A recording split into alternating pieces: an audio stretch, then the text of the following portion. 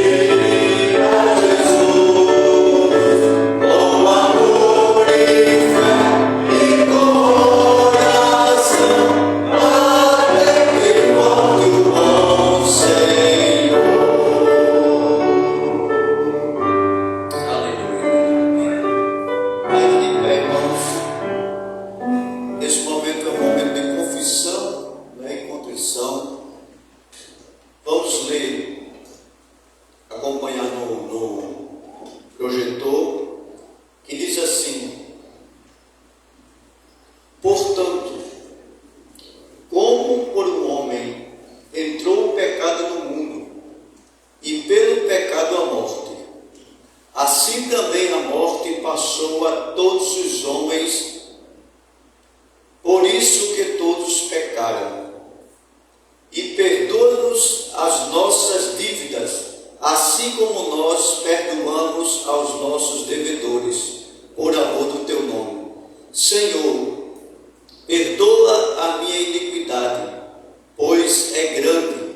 Perdoa, pois, a iniquidade deste povo, segundo a grandeza da tua misericórdia, e como também perdoaste a este povo desde a terra do Egito até aqui.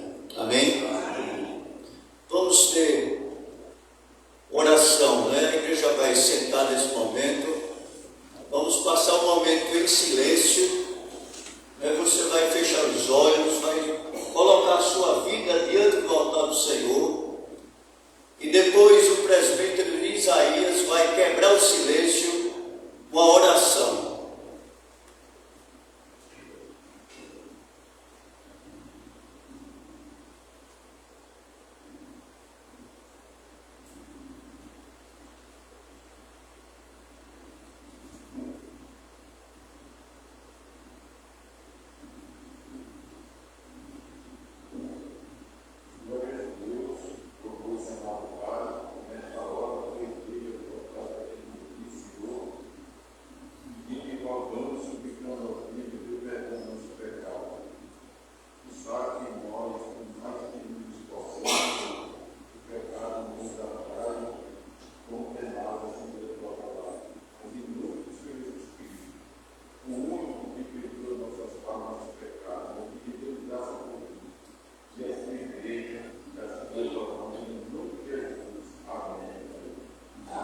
Amém, Jesus.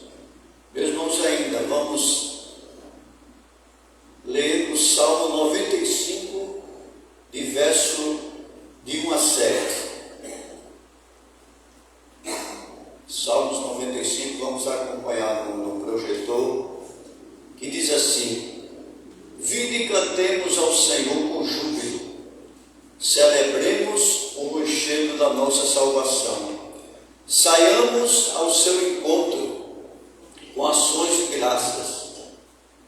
Vitoriemo-lo com salmos, porque o Senhor é o Deus supremo e o grande Rei acima de todos os deuses. Nas suas mãos estão as profundezas da terra, e as alturas dos montes lhes pertencem. Dele é o mar, pois ele o fez, obra de suas mãos, os continentes. Vinde, adoremos e prostremo-nos, ajoelhemo-nos diante do Senhor, que nos criou. Ele é o nosso Deus, e nós, povo do seu pasto, e ovelhas de sua mão. Hoje, se ouvirdes a sua voz, não endureçais o coração, como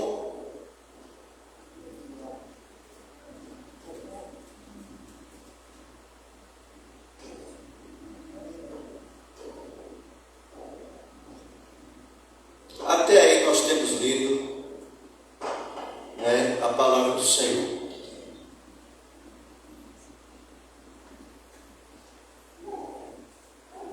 Vamos ter uma oração de louvor e adoração pelo diácono Ney.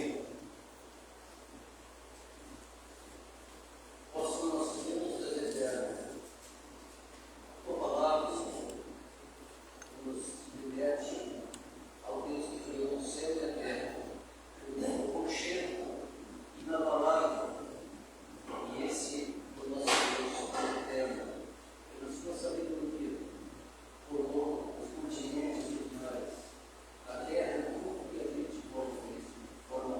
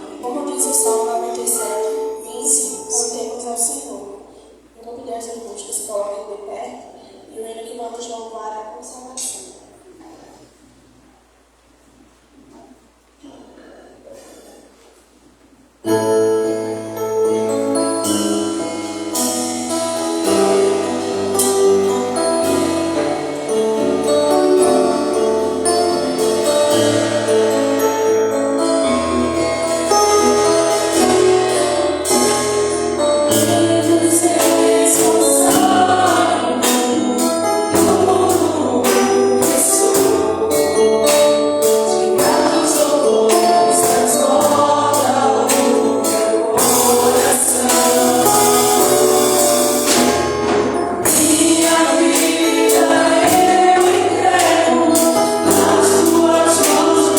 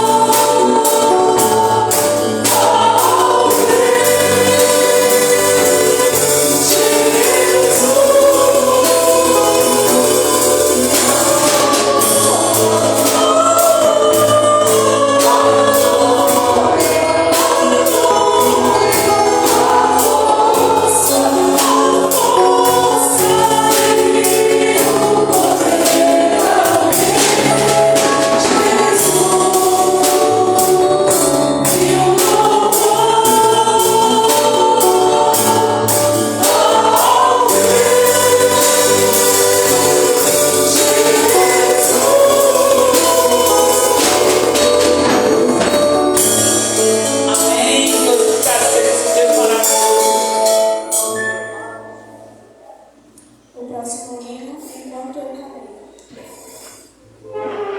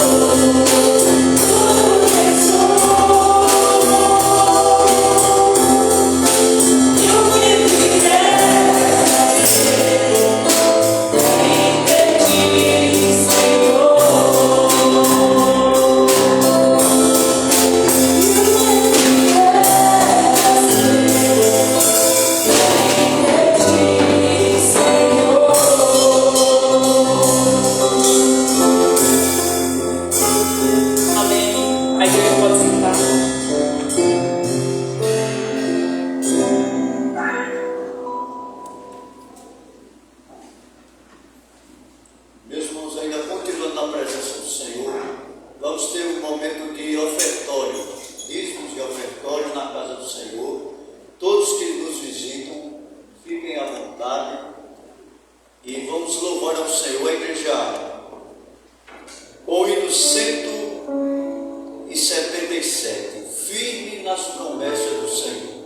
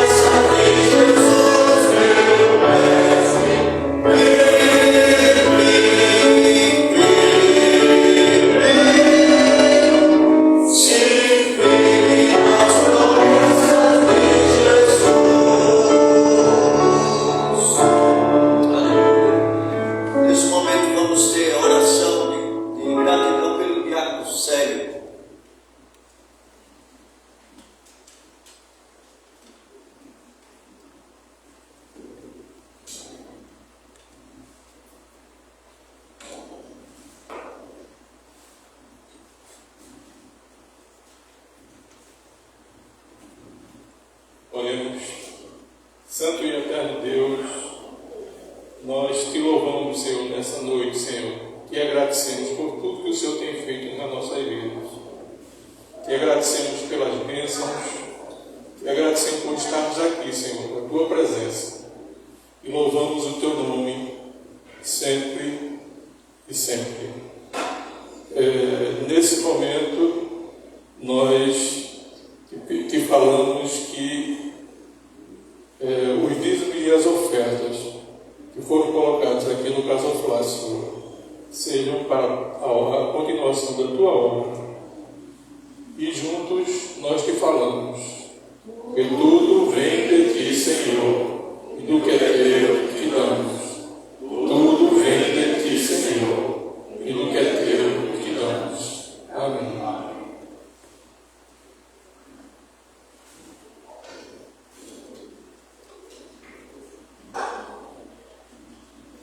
Queridos irmãos, todos assentados, mesmo assentados, mas lembrando de toda a referência à palavra de Deus, abra sua Bíblia na carta de Paulo aos Efésios, capítulo 1.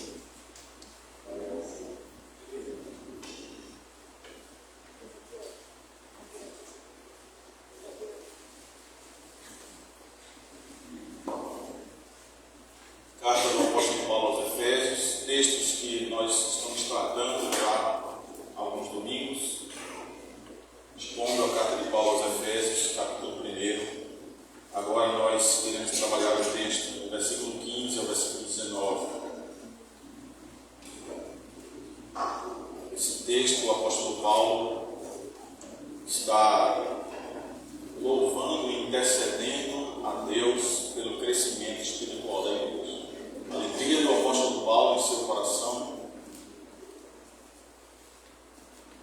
por estar a igreja crescendo espiritualmente conforme a vontade do Senhor. Efésios capítulo 1, versículos de 15 a 19. Diz assim a palavra do Senhor. Por isso também eu, tendo ouvido a fé que há entre vós no Senhor e o amor para com todos os santos, não cesso de dar graças por vós, fazendo menção de vós nas minhas orações, para que o Deus do nosso Senhor Jesus Cristo, Pai da glória, vos conceda espírito de sabedoria, de revelação do pleno conhecimento dele. Iluminados os olhos do vosso coração, para saberdes qual é a esperança do seu chamamento, qual a riqueza da glória da sua herança nos santos, e qual é a suprema grandeza do seu poder, para com os que cremos, segundo a eficácia também da força do seu poder. Amém. Queridos irmãos, a primeira pergunta que surge nesse texto, diante do que fala o texto, do versículo 15 ao versículo 19, acerca da alegria do apóstolo Paulo, do seu contentamento, porque a igreja na qual é plantada, ele ora por ela, ele tem um cuidado por essa igreja, ele roga ao Senhor por todas as coisas, ele já vem instruindo a igreja, cada servo e serva, acerca do poder de Deus, do poder do Evangelho, da graça do Senhor em sustentar essa igreja. Agora, o texto nos mostra que há frutos a começarem a serem colhidos, mesmo que seja no início já da primeira carta, o apóstolo Paulo já vem trazendo essa alegria. Não precisamos aqui andar por mais capítulos para ver a satisfação de Paulo ao ouvir a sua satisfação acerca do crescimento espiritual da igreja. Mas ele não apenas louva ao Senhor, mas ele continua intercedendo a Deus por essa igreja. E não há alegria maior para um pastor de uma igreja do que ver a igreja crescendo espiritualmente, crescendo, se desenvolvendo, tendo como fundamento a palavra de Deus, Cristo como sendo a rocha verdadeira, aquela que dá sustentação a toda uma estrutura, a todo um prédio, podemos dizer assim. Diante disso, surge uma pergunta para nós. A pergunta diante desse texto é: o quanto você tem orado pela sua igreja? O quanto você tem intercedido, suplicado ao Senhor, assim como fez o apóstolo Paulo e o faz pela sua igreja? O quanto você tem lembrado da sua igreja? O quanto diante de Deus você pode se comparar e dizer assim: eu estou feliz igual ao apóstolo Paulo, porque eu estou vendo a minha igreja crescer espiritualmente. Os crentes estão desenvolvendo, os irmãos e irmãs estão crescendo, amadurecendo, estão saindo daquele momento do leite materno e estão agora se alimentando de uma carne mais grossa, de ossos, estão mastigando e estão conseguindo digerir e engolir a palavra de Deus com mais profundidade. Agora eu me alegro e oro ao Senhor e louvo a Ele, porque a igreja está de fato amadurecendo, e esses irmãos agora não têm mais o mesmo pensamento que tinham antes. Eles não têm mais a mesma cabeça de quando eram pequenos na fé, meninos na fé. Eles agora estão experientes na fé em Cristo Jesus. Que pedido aqui você tem feito ao Senhor em relação à sua igreja? A nossa igreja, em especial aqui em Jardim São Paulo. Se a nossa igreja estivesse dependendo apenas das suas orações, das nossas orações, para continuar caminhando e vivendo nesse mundo, ela ainda estaria aqui? Ela ainda estaria firme onde ela está, se ela dependesse de mim ou de você? Orar pela igreja e pelos irmãos é um dever que não deve ser abandonado, que não deve ser esquecido. Orar uns pelos outros, suplicar ao Senhor pela vida da igreja, orar pedindo ao Senhor que tenha misericórdia de cada um de nós, que tenha misericórdia do nosso irmão, da nossa irmã, que perdoe não só os nossos pecados, mas que perdoe também os pecados do nosso próximo, do nosso irmão querido, da nossa irmã querida. Samuel, ao se dirigir a Israel, num tempo extremamente crítico, de muita guerra, de muito conflito com os filisteus, ele disse a seguinte frase, lá em 1 Samuel 12, 23. Enquanto a mim, longe de mim, que eu peque contra o Senhor, deixando de orar por vós. Será que nós temos a mesma postura que o profeta? Será que nós temos a mesma postura que o apóstolo, além de se alegrar, de continuar intercedendo pelos santos? Do profeta dizer, quanto a mim, que eu jamais peque contra o Senhor, e que esse pecado seja de não orar pelos meus irmãos, de não orar pela igreja. E Deus nos manda orar uns pelos outros. É uma ordem, é um mandamento. Deus não está dando isso como uma opção para mim e para você. Olha, você ora um dia, o outro não. Você ora uma semana, uma outra não. Você ora quando puder, quando você quiser. Afinal de contas, é só uma opção. Deus está dando uma ordem para que oremos uns pelos outros, porque se não estivermos orando pela igreja, nós estamos desobedecendo a Deus, conforme a palavra do Senhor. O texto do apóstolo Paulo aos Efésios, dos versículos 15 ao versículo 23, nós temos uma das duas orações que o apóstolo fez por esses irmãos, enquanto escrevia essa carta. Lembrando que ele estava preso. Desde o início, nós vimos isso. Toda a estrutura do início da carta, a posição do apóstolo era de prisão. E mesmo assim, sabendo nós que Paulo era preso, mas o evangelho continuava livre. E Paulo não deixava de interceder e de orar por esses irmãos. Todo o trabalho doutrinário, assim como Paulo tem feito aqui com essa igreja, deve ser regado à oração, e ele fazia isso. E ele sabia que ele precisava, ao escrever essa carta, que ela fosse regada a muita oração, lágrimas e súplicas. E aí nós veremos essa primeira parte da oração, nós vemos ela do versículo 15 ao versículo 19, onde está o louvor e a intercessão de Paulo pelo crescimento da igreja. Paulo louva a Deus e ora ao Senhor pelo crescimento aqui espiritual dos irmãos em Éfeso. E a atitude de Paulo é louvar e orar pelos irmãos. Ao mesmo tempo que ele ora, intercede, ele louva, ele já agradece ao Senhor e ele fica feliz diante de Deus pelo crescimento da igreja. Diante dos ensinamentos do apóstolo Paulo, diante dessa carta preciosa que ele escreve a esses irmãos, ele nos traz ensinamentos importantes que nós devemos imitar. Não é se podemos imitar, ou se é uma opção imitar, mas nós devemos imitar quando estivermos orando pela igreja. A atitude primeira é de louvar e orar pela nossa igreja. Paulo fazia isso. À medida que orava, louvava. À medida que orava, agradecia ao Senhor. A expressão que ele traz aqui, aonde nos ensina que devemos demonstrar fé em Cristo e amor para com os irmãos, ele expressa no trazendo a seguinte frase: por isso é que ele louva, por isso é que ele intercede, por isso é que ele suplica. Mas por isso que, pelas insondáveis e eternas bênçãos decorrentes da graça de Deus, que acompanham o chamado divino a esses irmãos. Versículos de 3 a 14. E ele, além de usar a expressão por isso, ele usa a expressão também. Por isso, por tudo de Deus pela igreja. E também pelas notícias sobre esses irmãos na cidade de Éfeso, as quais aqui confirmavam o crescimento deles na fé em Cristo Jesus e o amor que estava no meio da igreja, o qual demonstravam por todos os filhos de Deus. Essa é uma das grandes características que o povo de Deus deve testemunhar, deve demonstrar.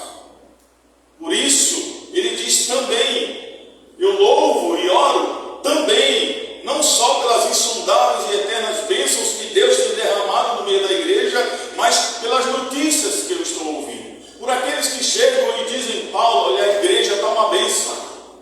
A igreja está sendo grandemente abençoada pelo Senhor. A igreja demonstra no seu testemunho o cuidado de uns pelos outros, o amor de uns pelos outros, a afeição de uns pelos outros. Eles têm tudo em comum, conforme a leitura que tivemos hoje de Atos capítulo 2, do 41 ao 47. Como viviam aqueles irmãos? Como vivia a igreja? Devemos viver assim, precisamos viver assim. E Paulo se alegra com o que houve sobre o crescimento espiritual deles. Eles certamente, esses irmãos, eles tinham as mesmas dificuldades e limitações que temos hoje. Não é nada diferente. Os irmãos de Éfeso eram iguais a mim e a você. Uma igreja idêntica à nossa, com suas dificuldades e limitações humanas, da luta contra o pecado, da luta contra o homem velho, da luta contra a pessoa que era quando estava em trevas, mas foi trazida para a luz em Cristo, e mesmo sendo redimidos como fomos em Jesus, ainda temos a inclinação do pecado e lutamos contra ela todos os dias. Então, certamente, se eles mentiam, deixaram de mentir, se falavam a verdade, continuavam a falar a verdade, se eles fofocavam ali entre os outros, acabou essa fofoca, se eles buscavam a oração, se eles buscavam a palavra, isso aí estava em primeiro lugar, se eles estavam intrigados, fizeram as pazes, se precisava de perdão naquele meio, eles se perdoaram. Então tudo isso estava acontecendo para o louvor da glória de Deus e a alegria do apóstolo.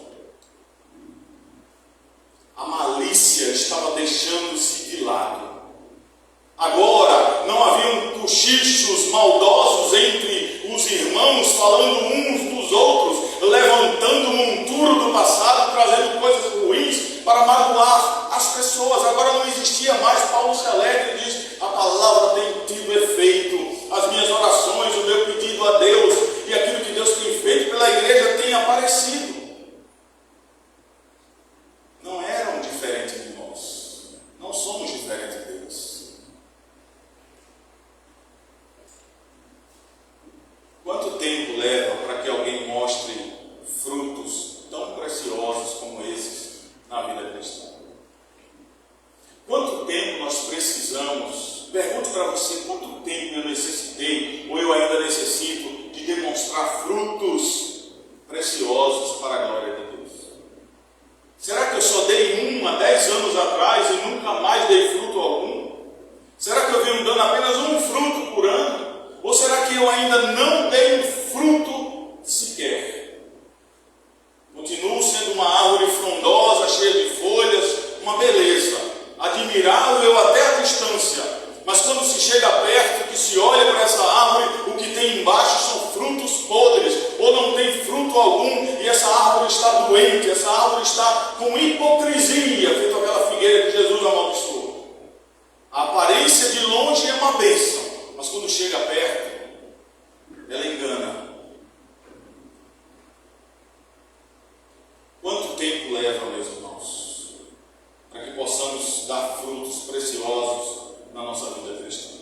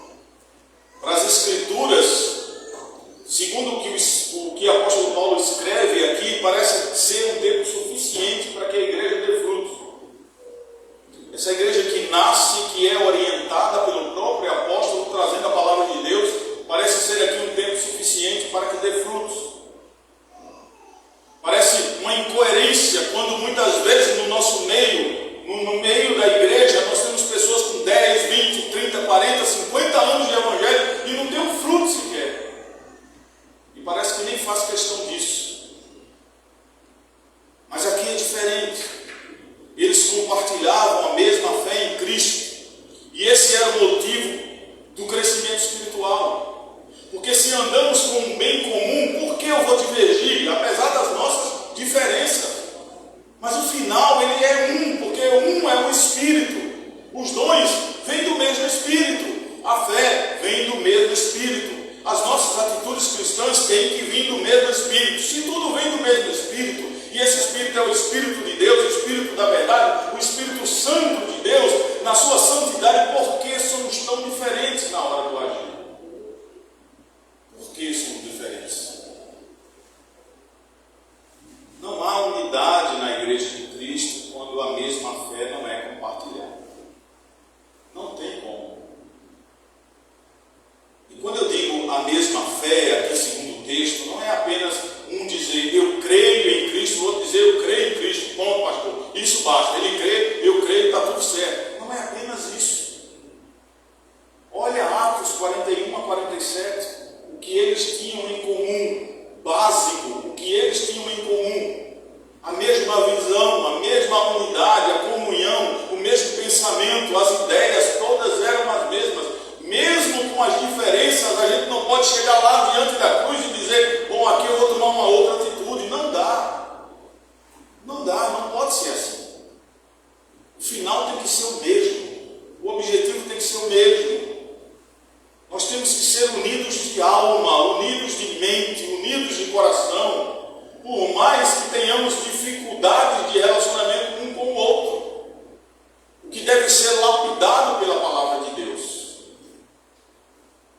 Nós temos opiniões diferentes, sim, porém não a pessoa de Cristo, não no Evangelho, não no que nos une, no que nos torna um como é Cristo, Deus e o Espírito Santo. Isso aí a gente não pode divergir.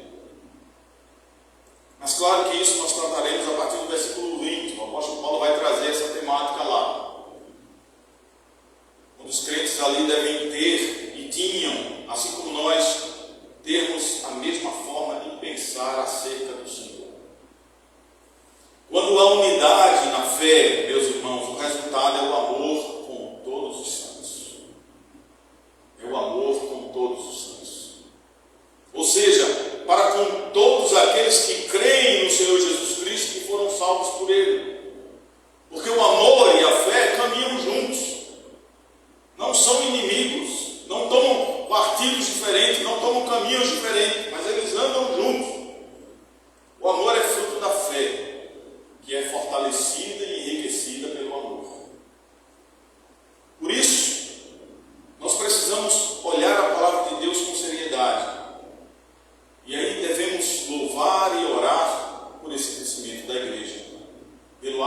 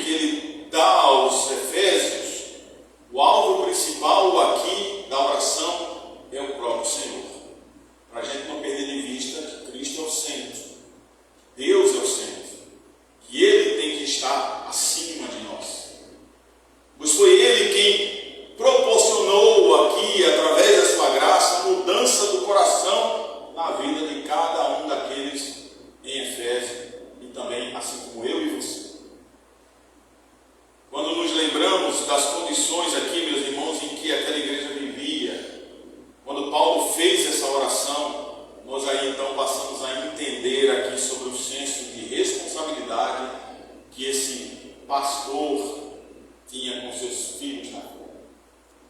E a primeira responsabilidade que Paulo toma para si aqui é continuidade. Continuidade. Paulo anotou: essa é uma das minhas grandes responsabilidades, continuidade.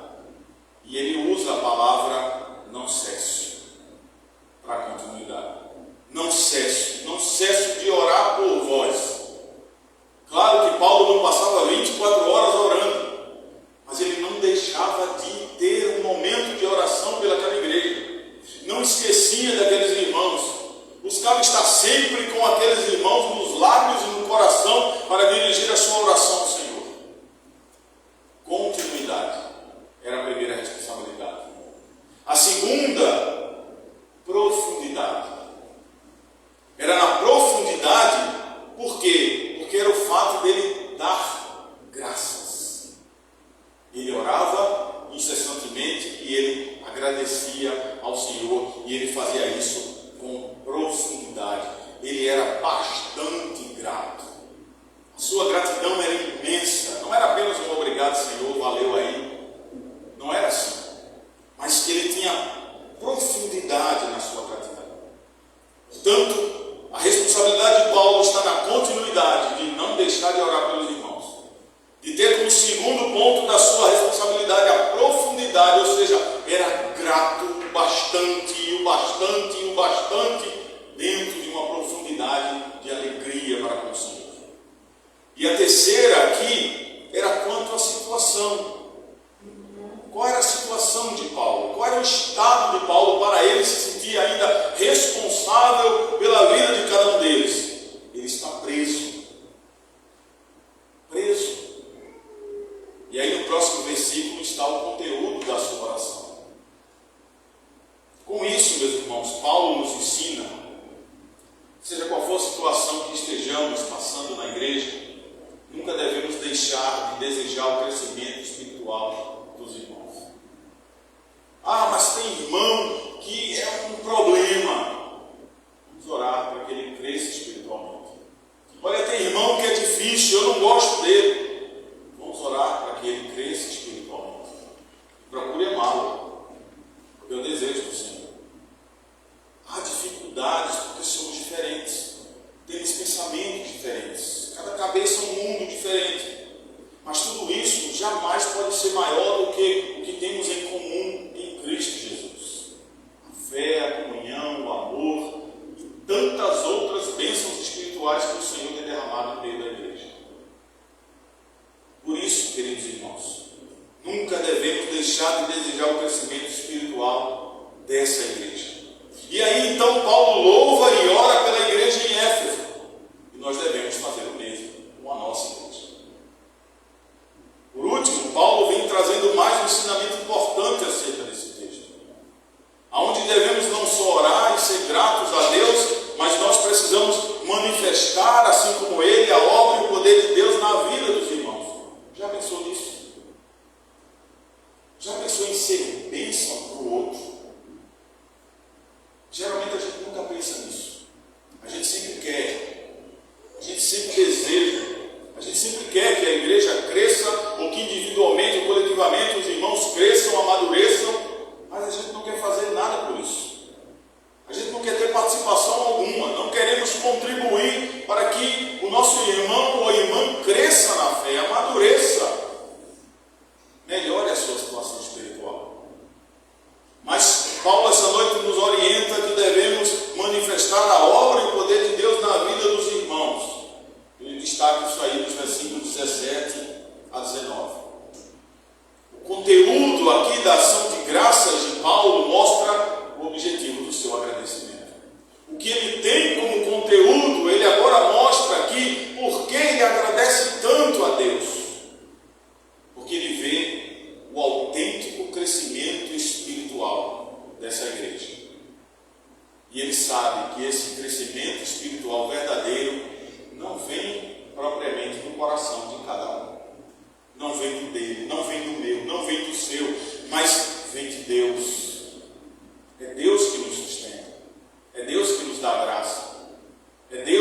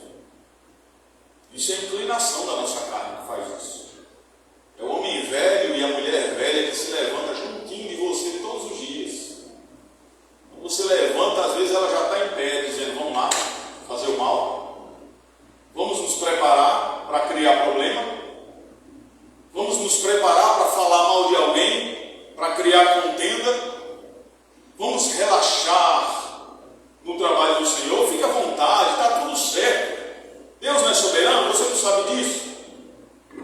Aí você, sei, Ele é soberano, eu sei. A palavra diz, então, descansa. Relaxa.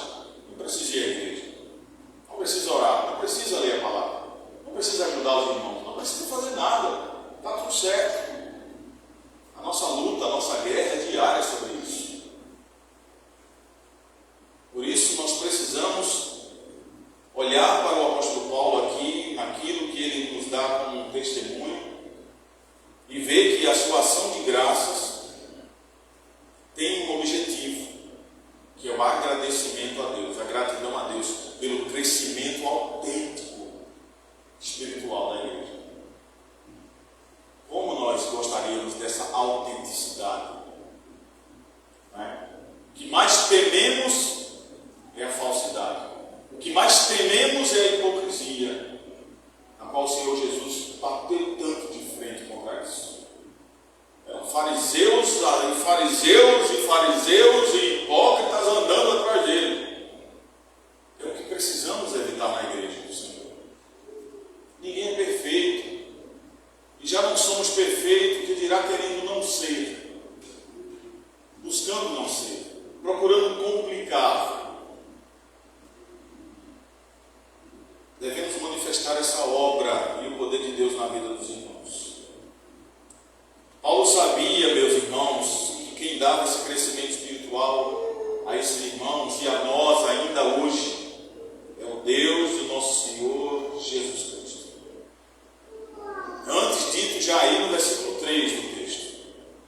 Mas agora ele complementa, o Pai da glória, ele o chama. Porque a ele pertence toda a glória, porque o poder e a majestade são revelados na criação, na providência e na redenção. A ele pertencem a origem de todas as coisas. E aí o Espírito Santo dá ao nosso espírito a capacidade de agir com sabedoria. É Ele quem vem nos revelando por meio da palavra do Senhor as maravilhosas verdades de Cristo. Como é que a gente tem a verdade nas mãos e não a usamos da maneira correta? Por que é que somos detentores, pela graça de Deus, desse conhecimento e acabamos por deturpar esse conhecimento, por torcer esse conhecimento? Mas Paulo mostra o espírito de sabedoria e de revelação aqui como característica principal daquele que está crescendo espiritualmente. Olha que coisa interessante. Espírito de sabedoria. Não é um espírito que anda por aí e entra na pessoa e a pessoa fica dizendo que está tomada, agora cheia de sabedoria. Não é isso. Isso aqui não tem nada místico nesse sentido. Não é nada de fantasia. Mas o que ele traz aqui como sabedoria de Espírito, isso sendo revelado a nós, pelo Espírito de Deus, é nos levando a ter uma visão madura do outro, da igreja. E nós precisamos amadurecer. E aí, claro, com o seu pleno conhecimento, e aí o pleno conhecimento de Deus vem mediante a pessoa de Jesus Cristo, pela ação reveladora do Filho, do Espírito Santo. O Pai que envia o Filho que é revelado pelo Espírito. Não por meio de filosofias aqui, de nenhuma ideologia, ou ideias, ou fábulas. Meus irmãos, não há crescimento espiritual sem conhecimento de Deus.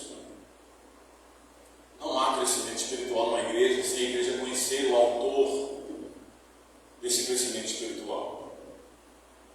Jamais essa igreja vai desenvolver e vai amadurecer se não conhecer o autor dessas bênçãos. Como é que pode alguém dizer que ama a Deus se não conhece a Deus? Você não ama quem você não vê, quem você não conhece. Eu nunca acreditei em amor à primeira vista. Tem gente que gosta de ouvir, gosta de multiplicar essa frase. E até eu já ouvi dizer: olha, quando eu conheci fulana, minha esposa, a gente, antes do namoro, quando eu olhei para ela, foi amor à primeira vista. Foi mesmo. Você já conhecia todos os dotes dela? Já conhecia o lado positivo dela? Cite. Conhecia o lado negativo? E você conhecia o lado negativo dele? As limitações dele? As dificuldades dele? Quanto ele é ruim de vez em quando? É rabugento? Você conhecia? Se você soubesse, não tinha casado. Você olha assim, opa, não vou entrar ali. Conheço muito bem. Mas não conhecemos. Só passamos a conhecer com convivência, com relacionamento. É isso que tanto dizemos acerca do casamento. Precisa de tempo. Hoje é namorando em uma semana, casando em um mês, separando-se no segundo mês. Por falta de conhecimento, por falta de convivência, por falta de aprender com o outro. Isso com Deus funciona aqui da mesma forma. Não podemos dizer que amamos a Deus com essa profundidade se não conhecemos. Se na primeira dificuldade contrária que Ele permitir que vier a nós vamos dizer, peraí, não é esse Deus que eu conheci, não, o Deus da bênção. Aquele Deus só da coisa boa. Eu conheci só o Deus do amor, o Deus da bonança. Eu não sabia que tinha um Deus da tempestade, o Deus da dificuldade, o Deus da disciplina, o Deus que faz outras coisas, o Deus que faz coisas ilógicas que eu acho ruim quando elas acontecem, porque não foi do meu jeito, não foi da maneira que eu queria, não foi de acordo com meus planos. Precisamos conhecer a Deus, para termos paciência, para descansarmos nele, quando tudo parecer turvo aos nossos olhos. Quando não houver clareza e a gente precisar andar e continuar andando num caminho em que não estamos enxergando e precisamos olhar esse caminho pela fé, crendo que o Senhor está conosco. E Ele dizendo, feito disse a Pedro, naquele mar revolto, Pedro, está ouvindo a minha voz? Sou eu, Jesus, vem, anda, vem até mim. E aí Pedro já achava que conhecia o Senhor, já achava que era o dono da verdade, já achava que estava íntimo com Ele, tão íntimo, e aí foi. Aí chegou num determinado lugar que ele olha ao redor e diz, eu acho que quem está lá não é Ele. Já andei muito. E o negócio está ficando pior, está mais escuro, ondas estão se levantando, a tempestade está ficando pior, eu acho que não é Ele não. E aí ele afunda. É o que acontece conosco, meus irmãos. Por isso que Paulo nos mostra que esse conhecimento e esse crescimento espiritual, ele o descreve aqui no versículo 17. Ele acontece depois que houve uma iluminação interior. Os olhos do vosso entendimento, do vosso coração, das entranhas. E esse crescimento é dado aos crentes por meio do conhecer e do saber. Conhecemos a Cristo, agora vamos saber sobre Ele. Jesus próprio nos chama a atenção sobre isso. Vocês erram. Por que vocês erram? Porque vocês não examinam as Escrituras. Porque elas testificam de mim. E vocês também creem que ela fala acerca da salvação de vocês. Examinai as Escrituras. Versículo 18, meus irmãos. Qual é a esperança do seu chamado, diz o apóstolo Paulo? Ou seja, qual é a esperança da vossa vocação? Na Bíblia, o coração é o centro da vida espiritual do homem. Por causa do pecado, o coração desse homem se tornou cego e incapaz de ver a verdade que está no meio de tanta escuridão. Por isso precisa de duas coisas para poder se enxergar essa verdade de Deus. Primeira e essencial, o Evangelho da verdade. Sem ele, sem essa luz, que o salmista no Salmo 119 diz que é lâmpada para os nossos pés, luz para o nosso caminho. Sem essa luz, nós não conheceremos de fato a verdade. E precisamos também, em segundo lugar, da iluminação do Espírito Santo, para que esse Evangelho que estava encoberto, agora revelado, seja compreendido, seja visto, ouvido, aprendido e colocado em prática na nossa vida. E aí, quando acontece essa iluminação, o homem agora passa a conhecer qual é a esperança da sua vocação em Deus, qual é a esperança do seu chamado. E Paulo aqui entendeu que a melhor forma de vencer as tentações é se entregando completamente ao Senhor para uma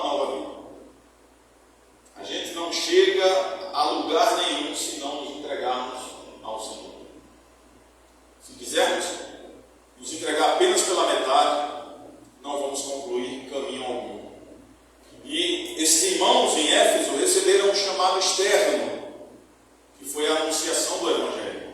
Nós também assim o recebemos.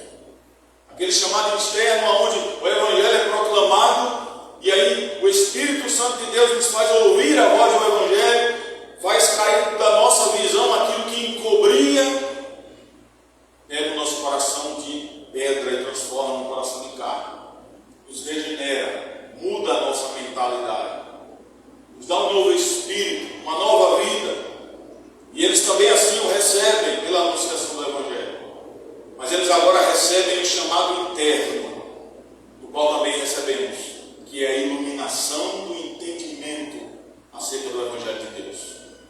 E aí a esperança que nasce e cresce dessa iluminação interior está firmada no Deus que é infalível, que é fiel e que tem amor eterno e que cumpre aqui nas Escrituras todos os seus desígnios. Cumpre tudo aquilo que Ele prometeu. Tanto ao seu chamado e sua herança são dados por Deus. Paulo está aqui falando de coisas gloriosas, riquezas e bênçãos que acompanham a salvação. Não é carro, nem casa de praia, nem conta gorda no Bradesco ou no Banco do Brasil. Não são essas as bênçãos que acompanham a salvação. Em particular, aquelas que ainda são dadas no fim dos tempos. O que traz a herança ter um caráter mais glorioso ainda é o fato de que ela é desfrutada juntamente com todos aqueles que amam a vinda do Senhor. Os nossos tesouros, aquilo que temos como precioso, nós compartilhamos uns com os outros, porque o objetivo final é Cristo. E aí Paulo, escrevendo a Timóteo, lá no capítulo 4, versículo 8, ele diz assim, acerca de todos aqueles que amam a vinda do Senhor. Desde agora, a coroa da justiça me está guardada, a qual o Senhor, justo juiz, me dará naquele dia. Mas parece aqui que Paulo é egoísta, né? Paulo parece que recebeu a salvação sozinho.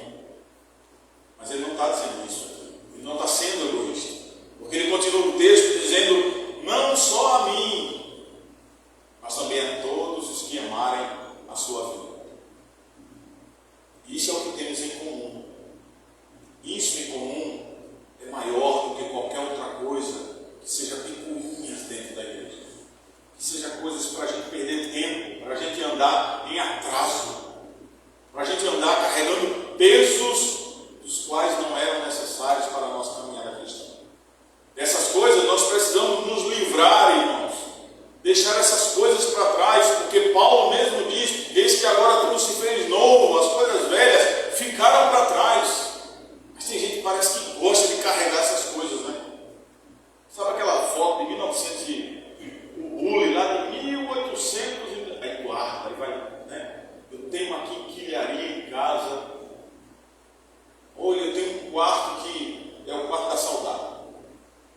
Tem coisa lá de Dom Pedro, né? Tem gente que gosta ali. Eu até já guardei algumas coisas. Depois de anos eu olhei, meu Deus, ainda guardo isso. Para quê? A mesma coisa são os crentes.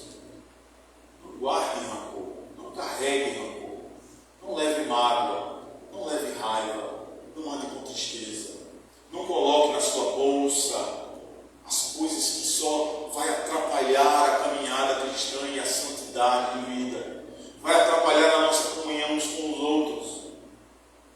Como diz o ditado popular, quem gosta do passado é museu, né? Então, solta as coisas ruins que atrapalham a caminhada cristã.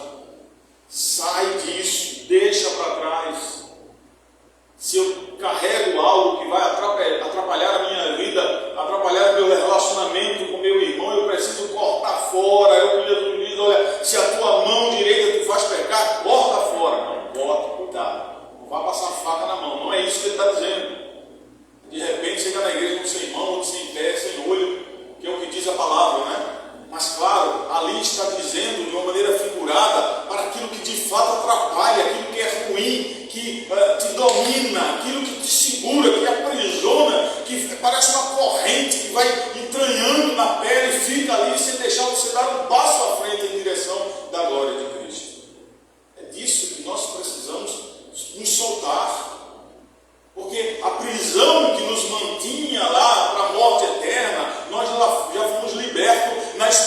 está consumado, Ele já nos libertou dessa prisão. Aí tem gente que quando sai de dentro da prisão ainda quer levar uma lembrancinha. Aqui era o prato que eu comia, com 20 anos preso, eu vou levar de lembrança. A mulher, sei lá o que, a roupa que eu passei não sei quanto tempo. Não faça isso.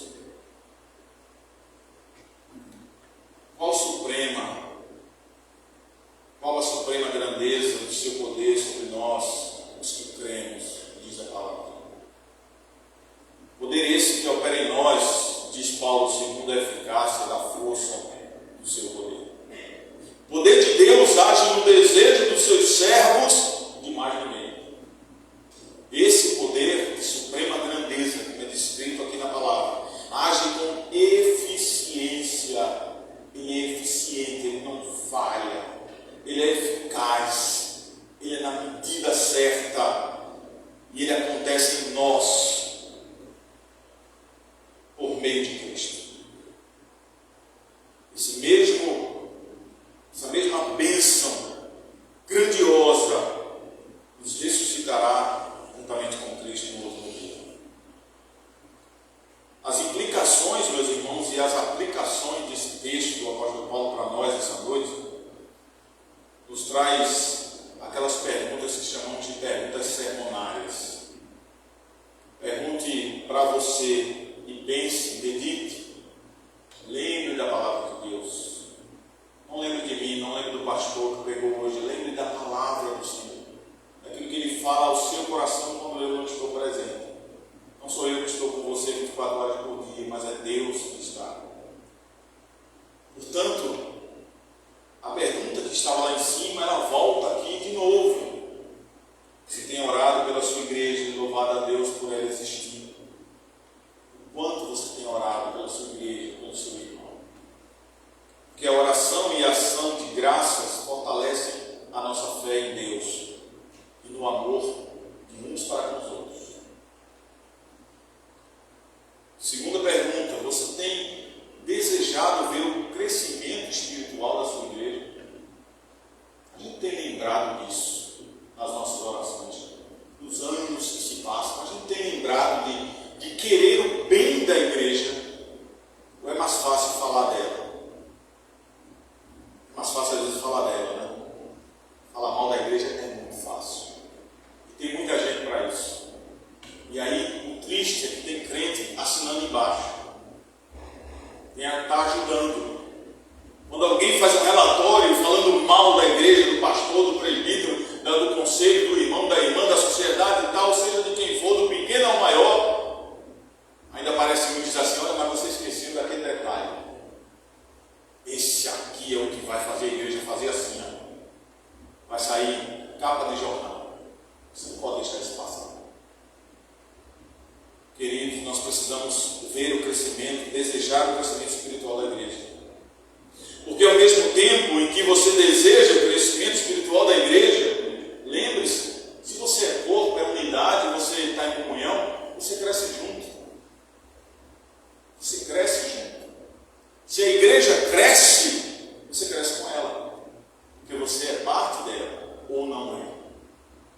Se é parte, se Jesus, como se trata de videira, como ele diz, eu sou a videira verdadeira, eu sou a árvore, aquela que dá frutos, eu sou a videira. Se você é o ramo, está ligado nela, à medida que ela cresce, você cresce. Você não fica lá embaixo, perto da raiz, perto da terra. Você vai crescendo. E aí o galho vai crescendo, vai se fortalecendo, vai se tornando cada vez mais vistoso, mais bonito, com folhas maravilhosas. E aí, por fim, o objetivo e o resultado é o fruto, que vai abençoar a muitos. Mas tem gente que parece que é o contrário. Gosta de falar mal. Gosta de falar mal da igreja. Gosta de falar mal do irmão. De levantar notícia antiga, olhe. Sabe com quem parece? É a palavra que está dizendo. Não estou ofendendo ninguém, é a palavra que está dizendo. Essas pessoas são muito semelhantes ao que está escrito no livro do profeta Zacarias, capítulo 3, versículos de 1 a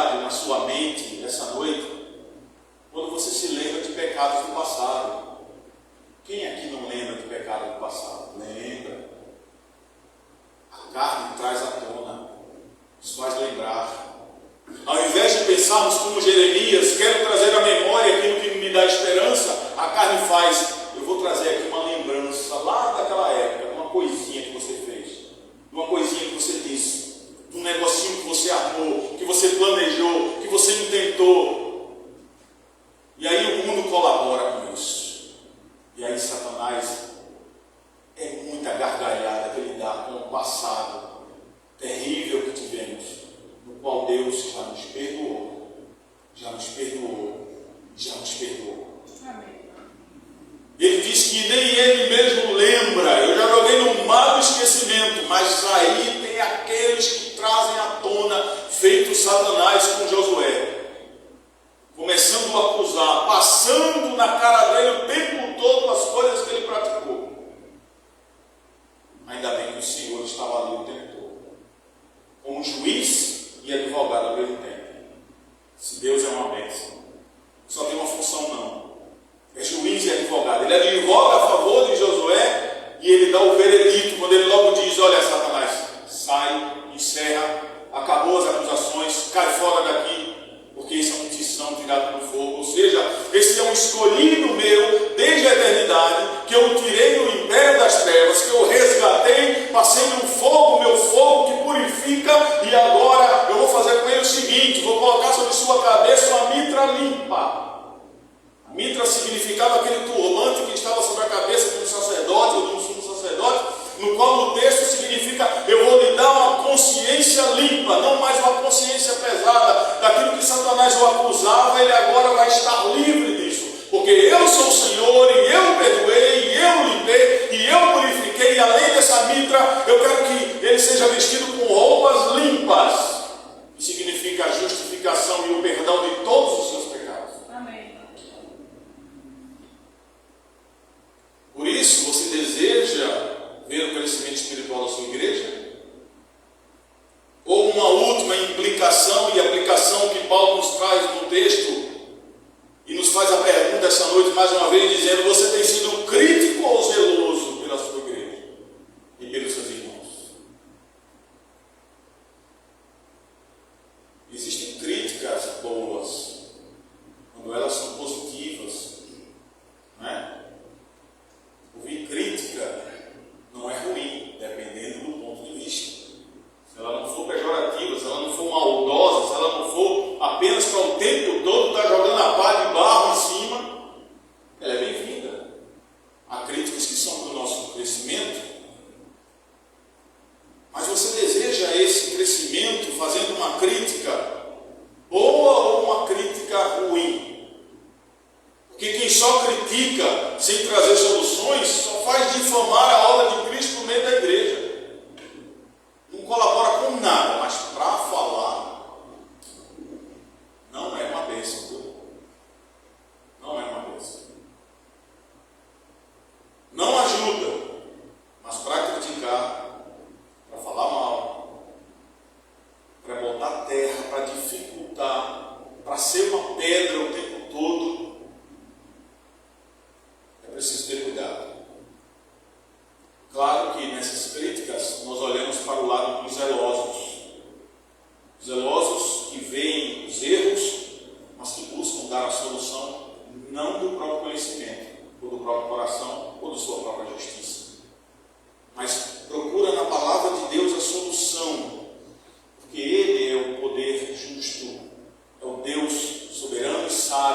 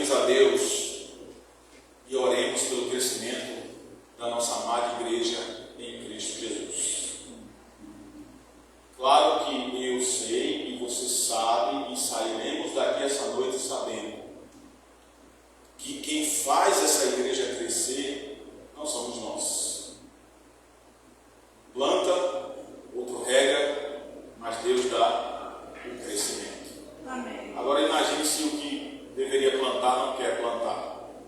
E o que deveria regar não quer regar. Ao invés de água, ele toca fogo. Então não há crescimento. Não vai haver planta que suporte uma situação dessas.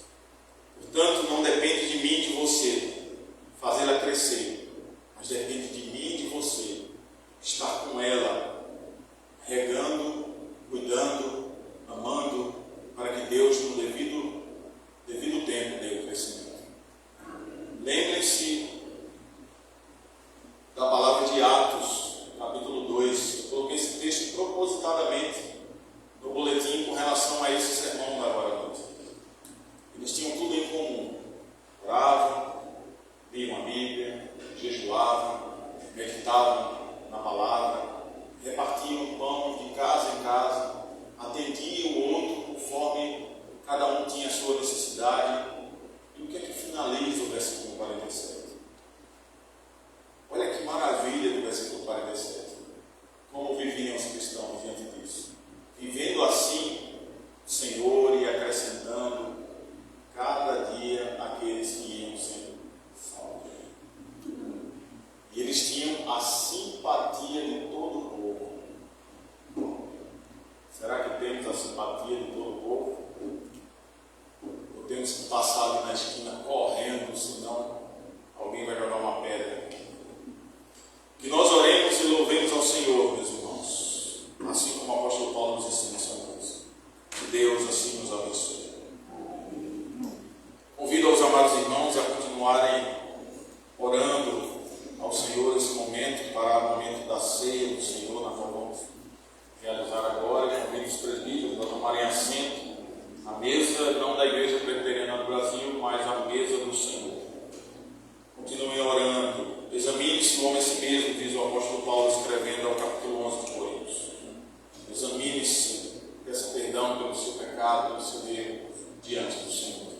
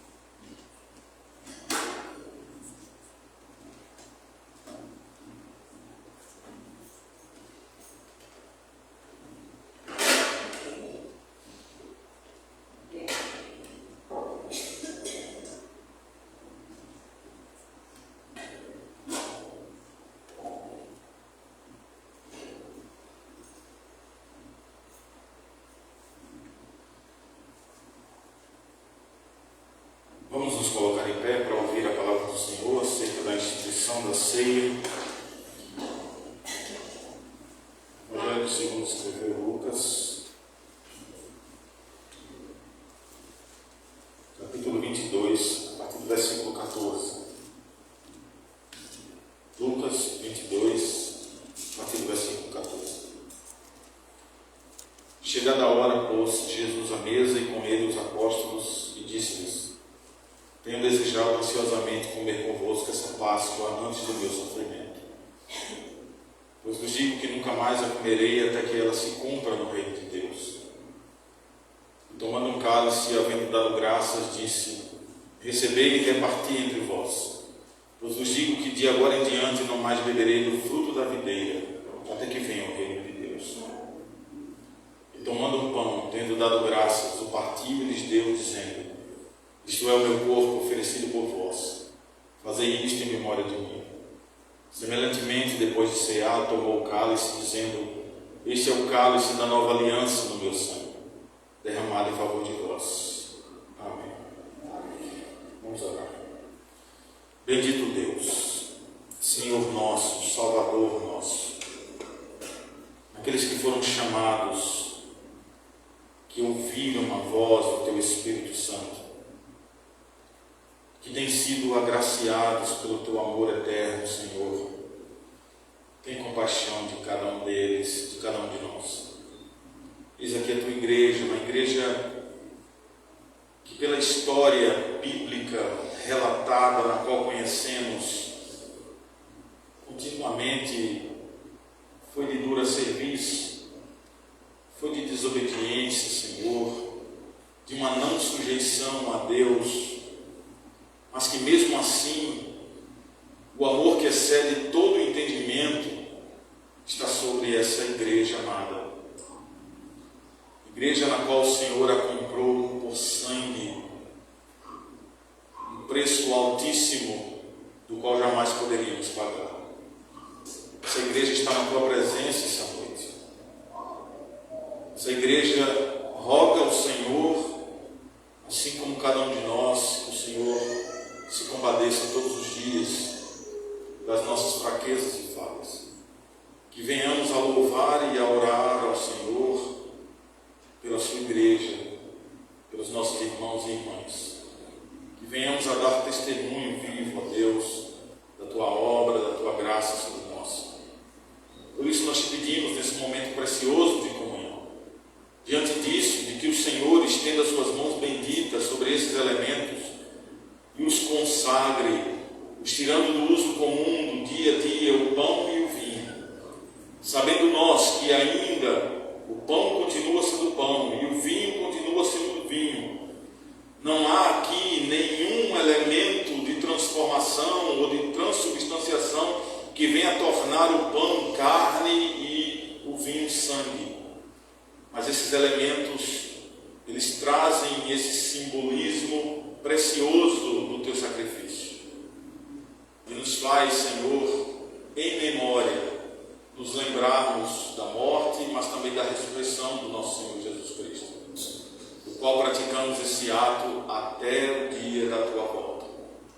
Consagra, Senhor, e abençoa o Teu povo, para que nesse momento de comunhão contigo nós venhamos, por esse meio de graça, sermos fortalecidos, termos a nossa convicção ainda mais inabalável no Senhor e na Sua volta, termos a multiplicação da nossa fé. Ó Deus, seja conosco para a glória do Teu Filho Jesus. É o que nós oramos e te pedimos, e já gratos por essas ricas bênçãos de misericórdia sobre nós, sobre esse momento de comunhão. Agradecemos em nome de Jesus. Amém. Podem sentar, irmãos. Assim, conforme a palavra foi lida e dita acerca do que o Senhor Jesus fez, na noite em que foi traído, Ele tomou o pão e, tendo dado graças, o partiu e deu aos seus discípulos, dizendo: comei dele todos, porque esse é o meu corpo que foi partido por amor de vós. Por isso nós precisamos estar louvando, orando e orando ao Senhor por essa igreja comprada por sangue precioso. O desejo do Senhor de comunhão e de unidade para a sua igreja é que participemos desse pão, examinando-nos a nós mesmos antes, entendendo e sabendo de que nós somos pecadores e que precisamos constantemente da graça e do braço forte do Senhor. Esse reconhecimento é precioso para que possamos estar dignos diante da presença do Senhor e ceando com Ele e Ele conosco. Comam dele todos, diz o Senhor.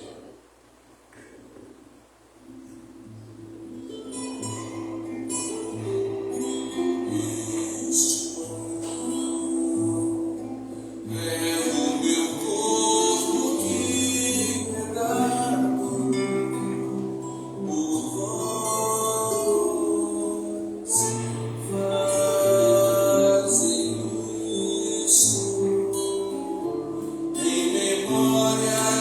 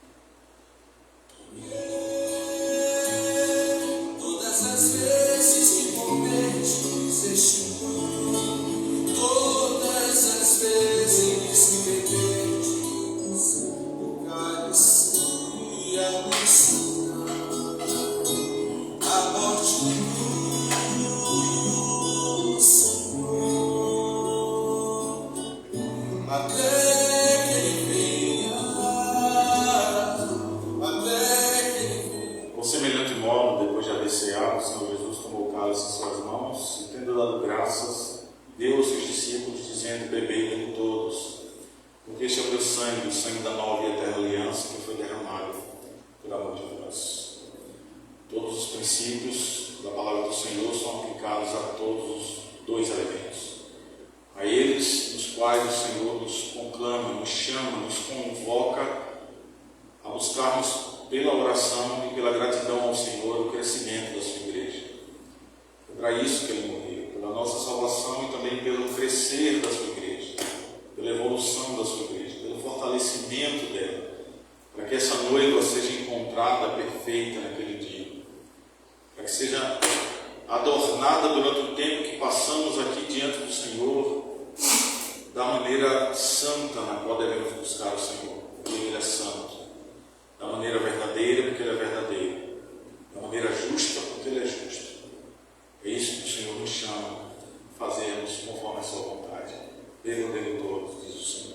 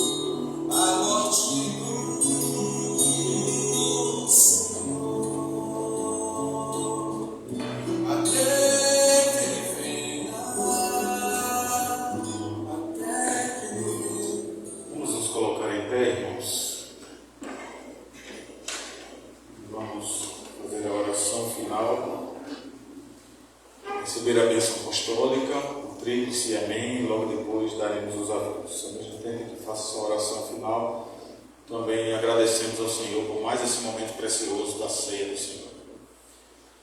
Bendito Deus e Pai do nosso Senhor e Salvador Jesus Cristo, querido Senhor nosso, Pai da eternidade, Príncipe da paz. Nós te bendizemos, Senhor, e somos gratos.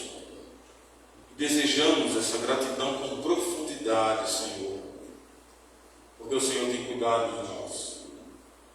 O Senhor nos deu uma semana de paz, de graça e de misericórdia. Uma semana de saúde e da provisão do pão de cada dia na nossa mesa todos os dias. O Senhor nos concedeu dias em que foram difíceis, turbulentos, mas não nos faltou a sua presença. Não nos faltou a sua ajuda, o seu braço forte, a sua orientação e a sua sabedoria sobre nós. Muito obrigado, Senhor.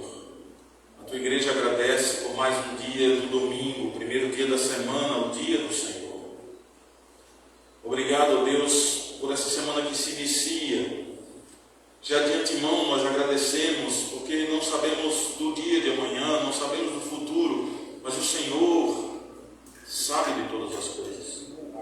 Por isso nós te rogamos que essa seja uma semana conforme a tua vontade, conforme o teu querer, ó Deus, conforme a tua soberana e sábia vontade. Nós te rogamos que o Senhor nos ajude, porque somos falhos e fracos e pequenos, mas que o Senhor nos fortaleça, ajude-nos na fé, nos dê discernimento, sabedoria e capacidade para continuar pregando o Evangelho, dando um testemunho fiel da tua palavra. Sabemos que o Senhor suprirá as nossas necessidades, porque assim o Senhor diz. Obrigado, Deus. Nós, como igreja do Senhor, no desejo de vermos o crescimento espiritual do teu povo, nós te pedimos que nos ajude a orar da maneira correta, não o orar do nosso próprio coração, mas o orar para que o objetivo e os resultados sejam conforme a tua vontade. Por isso nós suplicamos, clamamos e pedimos como igreja do Senhor Jesus Cristo, pelos enfermos dessa igreja, por todos, meus Deus, por aqueles irmãos que estão passando por extrema dificuldade de enfermidade, por lutas e dissabores, por problemas econômicos, por questões pessoais, questões espirituais. Nós te pedimos, Senhor, que o Senhor ajude as famílias, ó Deus. Tamanha é a agressão do mundo contra a instituição divina que é a nossa família. Ó Deus, nós te pedimos que o Senhor tenha misericórdia de nós, que nos ajude a criar os nossos filhos, ensinando-os o caminho no qual eles devem andar. Que nos ajude dando sabedoria, discernimento, paciência, domínio próprio, controle do teu Espírito Santo, ó Deus. Que sejamos cheios do teu Espírito Santo, para que possamos cuidar da nossa família, das esposas, que sejam submissas aos seus maridos no Senhor. Dos homens que amem as suas esposas, assim como o Senhor ama a sua igreja e dá a vida por ela. Amém. Ó Deus, se propício ao teu povo, aos que aqui estão e aos que não puderam estar. Para aqueles que estão em casa, ó Deus, diante de algumas limitações e não puderam estar na tua casa de oração. Cuida deles, ó Pai. Te pedimos que o Senhor os abençoe e os livre do mal, assim também como nós. Que nos dê uma semana de paz, de graça na tua presença. Que nos leve em paz para os nossos lares, ó Deus, na mesma segurança e proteção dos teus anjos, no qual o Senhor nos trouxe até aqui. Seja conosco, ó Deus, para a glória do teu nome. Nós te pedimos por todos, ó Deus, por todos, em nome de Jesus. Amém. Recebam a bênção, meus irmãos. Que a graça e a paz do nosso Senhor e Salvador Jesus Cristo, que o amor de Deus, do nosso eterno e soberano Pai, com a comunhão e a consolação do Divino Espírito Santo, que essa repouso